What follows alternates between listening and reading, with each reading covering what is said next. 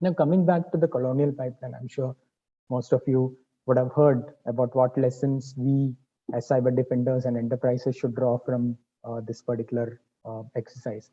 But what about the hackers, right? What did they learn from this particular episode, right? That was a fascinating insight that we gathered, again, through our limited interactions with some of these hacker groups and the chatter that we intercepted in dark web and other forums that we are monitoring at this point.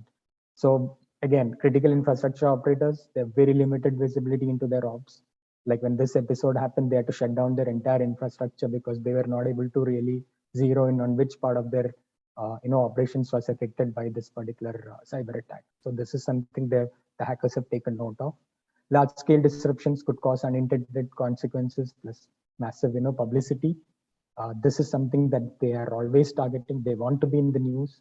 No hacker would want their activities to be limited, or rather to be limited in coverage as far as the media is concerned, because that is one of the ultimate goals for these hackers, to actually see their work appearing in public domain, being covered by publications, and a lot of media houses are giving them that sort of freedom and space to do that, which is again dangerous. We wouldn't encourage that.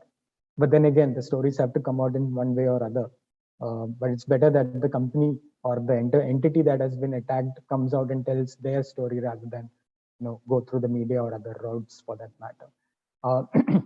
Media outlets are used, by these companies, by these hackers again, to put companies under pressure. As I said, that's a tactic we've seen so many times in the last couple of years. Incident response and reporting are fragmented and unevolved.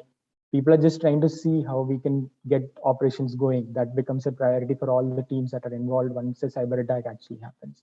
And then you try to figure out what went wrong or what kind of data did we lose and things like that. So that this again is something the hackers are sort of going after, because they know very well if the incident response is fragmented, then it becomes much more easier for them to actually latch on to this event and sort of build on top of it.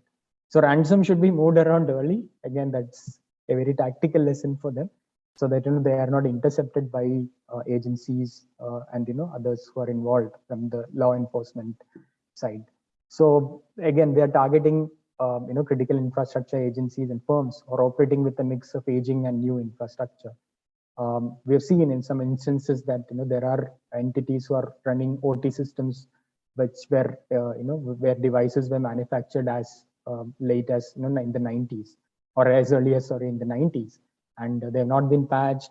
The vendor has actually shut down now operations. They don't even know whether the vendor is still around. They've been acquired, and then they don't no longer manufacture that particular line of products actually. So again, hackers are not doing anything at random. They're monitoring all these things, and they're doing very specific targeting based on what's going on there.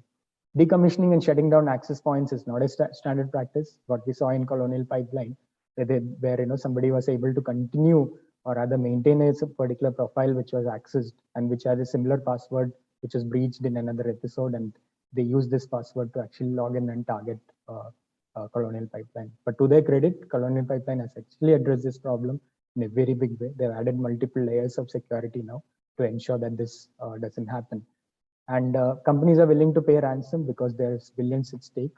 Every day that the operation that you're not able to operate, it's always a challenge in terms of keeping the revenues afloat and answering your board of directors or your investors for that matter. So you want to move ahead very fast, put this behind you, get your data back, get your systems back.